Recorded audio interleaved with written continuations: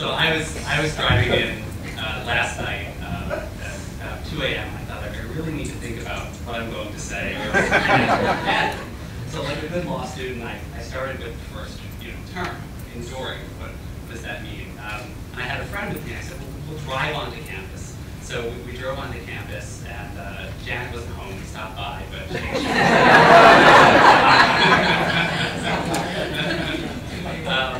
and I thought, coming back to this place, and my God, it endures in my heart. That'll tell me something about what enduring means. So I take him down Broadway and started thinking about Gettysburg College, and I said, we're just going to turn left, and here you'll see. And then we stop at this huge building that I don't know. So I said, I don't know what this means. So we got onto campus this morning. He says, what's this white thing in the middle of campus? And I don't know. Well, I've had so many political science classes in here, and I can just see Shirley Ann Warshaw whizzing about up front that I'll know this place. And I come in here, it's an entirely different classroom. And it was really bad when I realized I didn't know what the bathroom was. I thought so much of enduring, but one of the things that I thought of when I first stepped onto campus this morning was my first day at Gettysburg, which is probably different than first day for a lot of people, but I think it has to do with enduring, and it has to do with time. It was when we walked up to the battlefield to where President Lincoln gave the Gettysburg Address, and we heard the war glory given. It was just an incredible experience, and for me, it started my Gettysburg experience by reminding me that you're not just at a fantastic liberal arts college, but you're at one that was a part of something really special. And the wonderful thing about thinking about time is that I realized that fairly soon that at Gettysburg, time never stops.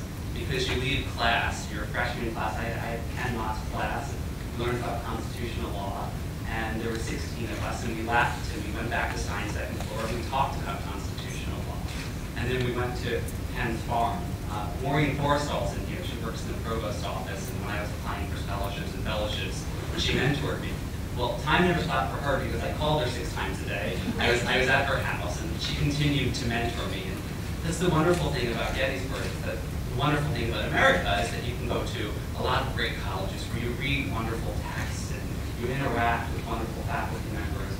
But for me, the meaning of Gettysburg is that you get to do it with people who really care about you, who really love you. You get to continue those conversations, and it's as if time never stops. I don't know when I ever slept at Gettysburg, but I never felt tired. I've never felt so alive in my life. And that was just the incredible part of the Gettysburg experience for me, and it still endures.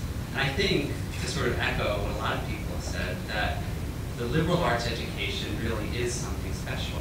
If you listen to people talking about the economic crisis, you have economists who say one thing, and philosophers say that we need to think about markets another way, and political scientists say that we need to talk about regulation. The great thing about having gone to a perfect liberal arts school is that you can listen to all of those discourses and understand them, and you can think about complex problems in complex ways. So what we learn here is really important. But I also think what's maybe even more important is how we learn. When I think of my Gettysburg experience, I think of my friends who had completely divergent views. I think of friends who came to Gettysburg from different countries. I think of friends who came to Gettysburg with different points of view. My roommate and I couldn't have disagreed more in politics, and we had some of the most interesting conversations I've ever had in my life. And that's the wonderful thing about the way that we learn here in these small, intimate settings, where we have brilliant professors who are there for us and who want to talk to us and care about us. It's wonderful that you can go to a lot of great schools in this country and read the best texts and have great conversations in class. But it's great when you can do that in small classes and they can be continued elsewhere.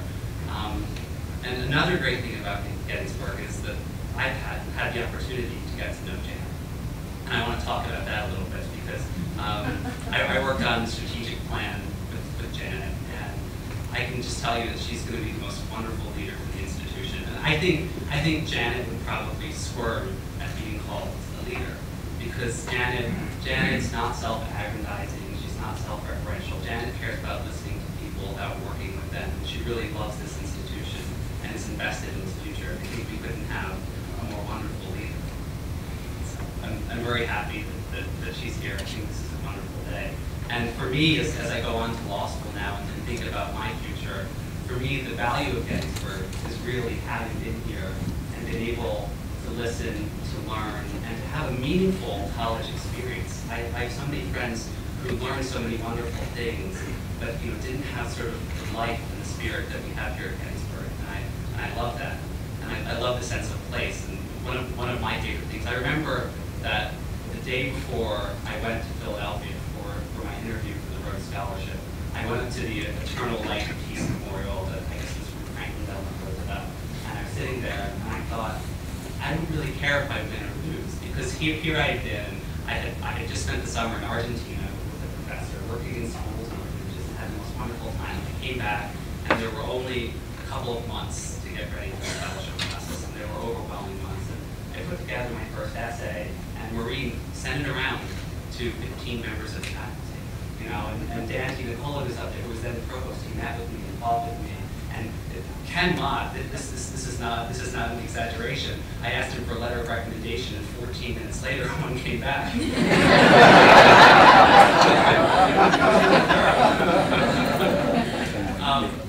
The experience for me, getting to work with faculty members, getting them to invest, I realized that I didn't care because I recognized that what I had learned here, what I had come to know here was of such great value that win or lose, I was a happy person. And it's wonderful to be able to go to a great school and to come out and look around and think, I love the people I learned with, I love the people I learned from. And I think it makes you a better person, I think it makes you a better leader when you go out and try to